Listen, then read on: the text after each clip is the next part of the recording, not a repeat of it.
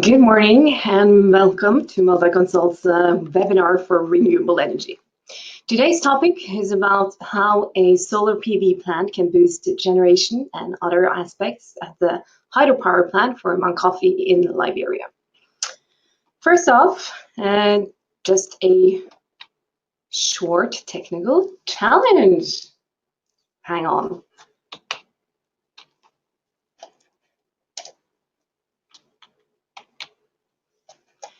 Just going to present a bit about Multiconsult and our local and international presence. Our headquarters is located in Oslo in Norway.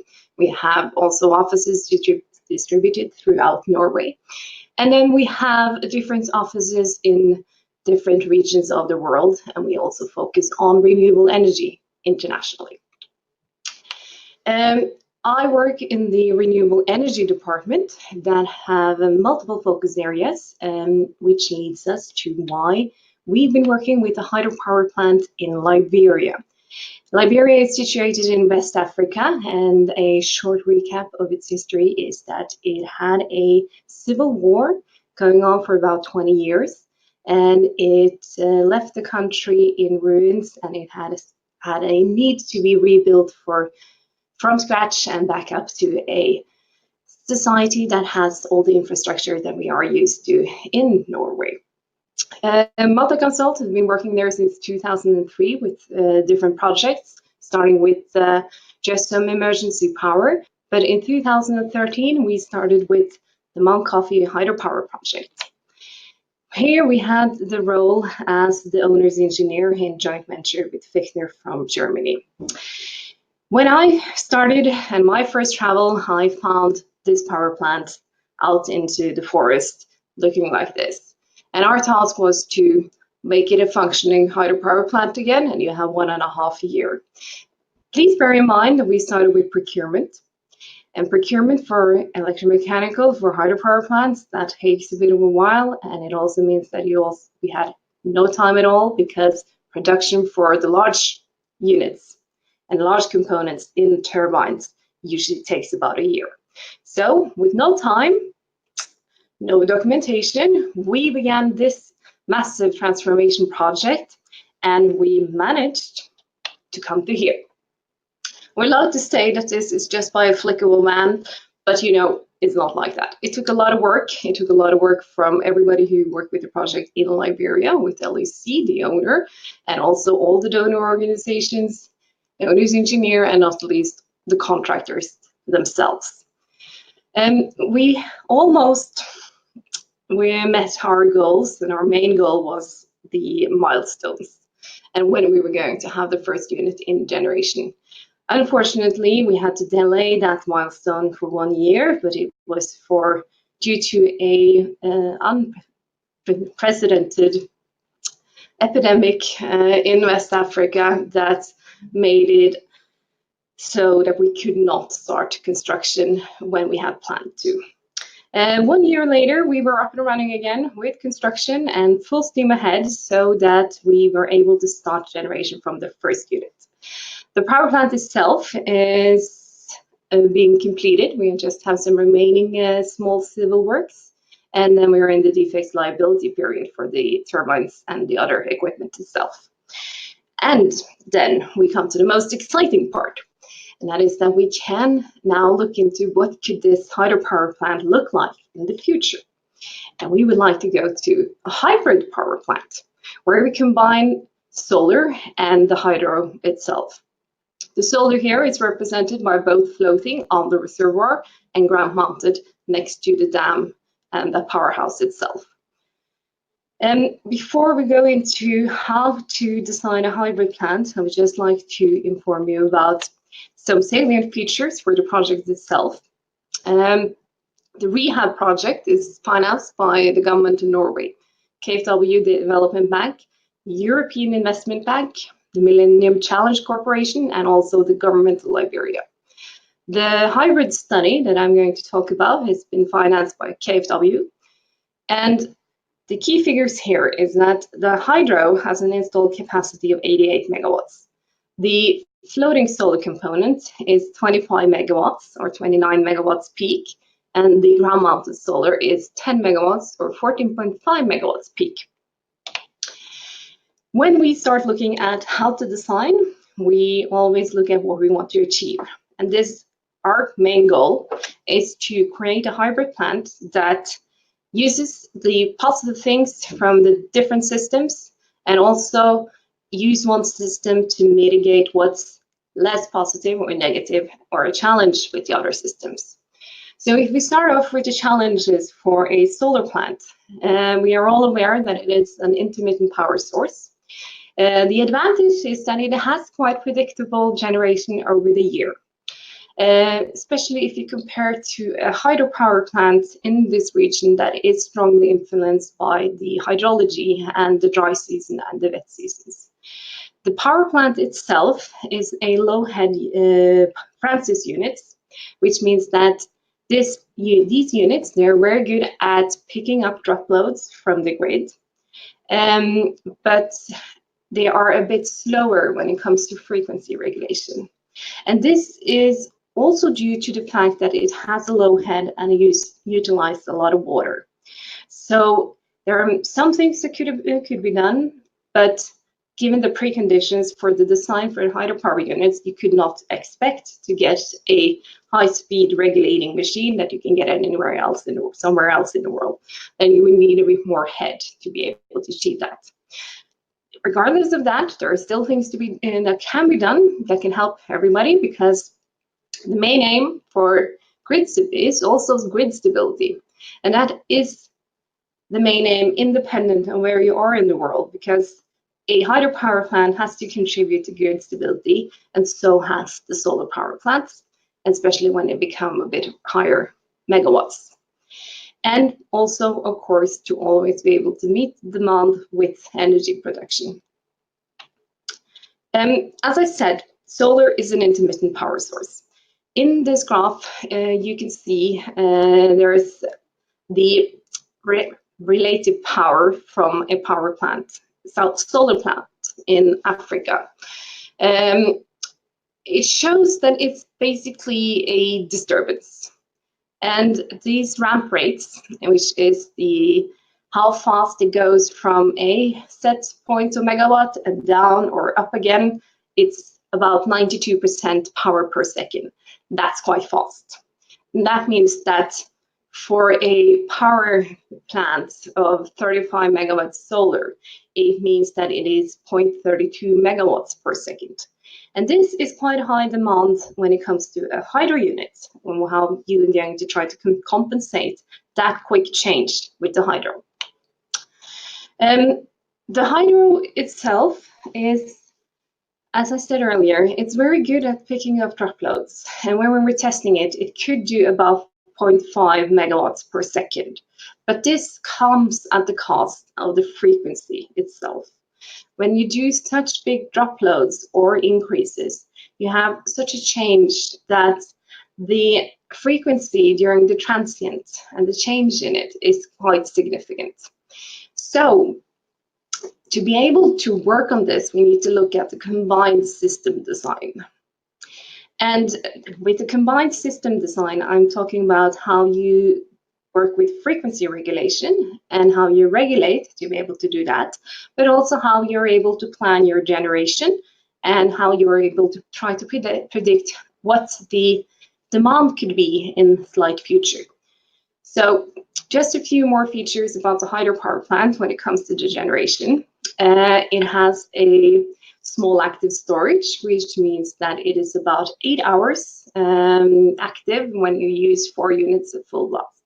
And that's not a very large regulating storage itself compared to other plants in the world, but it's still something that we can use to be able to try our best to shift generation from middle of the day and then do over to the evening or morning peak hours so that we can use solar when there is solar. And the reason why I'm talking about frequency regulation also is because it's very important to get all of these different systems to work together in a different way. And this example is from Norway. And in Norway, we have a lot of hydropower plants. And we would think, and it's also very common to say, that we can be able to regulate any frequency anywhere because we are in such a good position. But as this graph shows, we have a development in the frequency quality on our grid too. And as you can see from the left to the right here, is that the number of minutes outside the green frequency band is increasing. And it has been increasing for a good while now. And it started when we constructed and connected more and more small unregulated hydropower plants, and we also all included more unregulated wind and solar on our grid. So this is a very good example that going forward into the future, we will need to look at how we can optimize the different components and utilize where frequency regulation should be and where generation could be, and how to make them work together in a good way.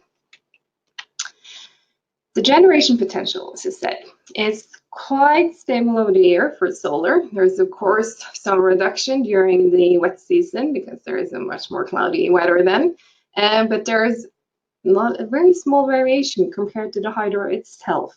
And as you can see from this graph, the blue area is the hydro, and during the dry season, there is almost enough water to be running 1 unit out of 4 in the hydropower plant. And then during the wet season, and where you have August and September and October as the wettest months, you see that there is so much water that you can generate anything from the hydropower plant as much as possible, and you still will release water over the dam to make sure that you're not overtopping it. To be able to manage how you generate and when you generate, we have presented daily duration curves that combines both hydro and solar themselves. Here is hydro, represented light blue, of course, and surprise, we chose yellow for solar.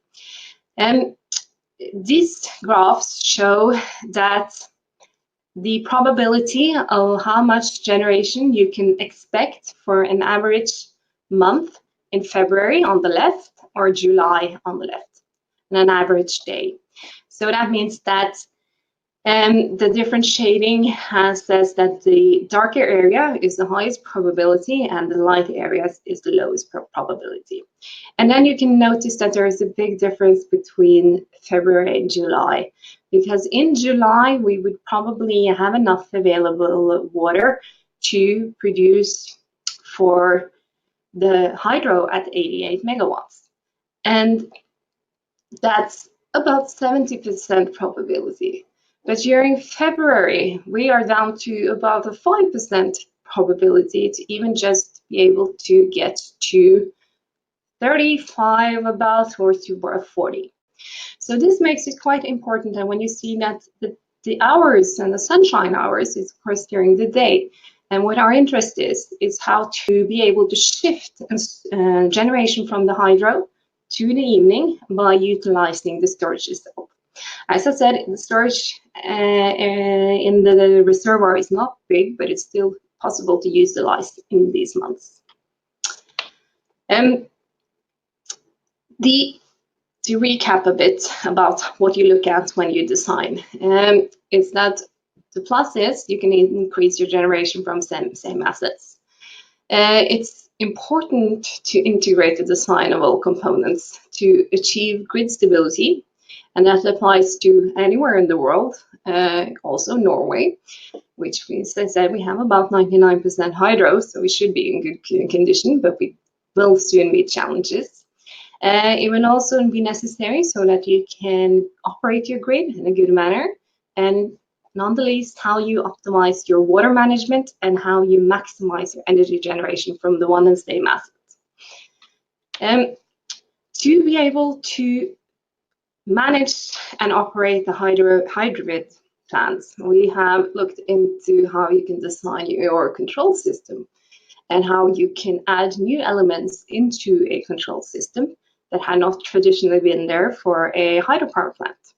And starting from top here, it's always the dispatch center from the utility itself that has to inform the generation facility how much they need from from it in terms of power and also in terms of reactive power, and also what the requirements will be for frequency regulations. Then we are foreseeing that we have an automatic master control hydropower plant component. And this component in the control system will take input from different aspects. One of them is a SkyCam. A SkyCam will enable the control system to be given a warning about 15 minutes. Because when there is a large incoming cloud coming in, you will have a significant drop load from the solar part of it. And with a 15-minute warning, you can start to prep one unit from either to start up and synchronize and be ready to take over, or you can gradually remove the load from the solar to the hydro in a more controlled manner, when instead of having it as a drop in the terms of seconds and milliseconds. Another important input is the weather forecast, hydrology station. These two will always give you what the available production is for hybrid plants, both the hydro and the solar. And it will also be a component that can mean that you can, after a bit of machine learning, you will be able to start predicting what the generation potential is for each day throughout the year. And then in the future, we'll also be able to predict what the generation is needed to be able to meet the demand. The next control hierarchy under the automatic master control is the hydropower plant, which is the already existing SCADA system that we have present there, that is subdivided further down into unit controllers and so on. And then you have a PV plant controller, where you can manage and you can utilize the advantages with your inverters in your PV plant to be able to assist, reduce, or turn off and shut and regulate what they're able to. And then we're looking into a third component, which is frequency stabilizing control. Frequency stabilizing for the Mount Coffee plant should be done by the hydropower plant itself. But given that there has been a development with the batteries, and they've been able to supply more frequency regulation aspects and so on, it would be very interesting to look into the option of installing also batteries to assist with frequency, as the frequency from the solar is a very large disturbance. And we see that there is an increase in interest for hydro PV hybrid plants around the world. And what I've been talking about today is some of the objectives and some of the things you will look at when you look into designing your own hybrid plants. And they are global objectives, and they're not only relevant for Liberia or Norway. And we would like to thank you today for listening to our webinar, and we would also like to say that you can stay tuned for future webinars on different topics related to renewable energy. This video will be available on YouTube. You can search us up there. Thank you so much.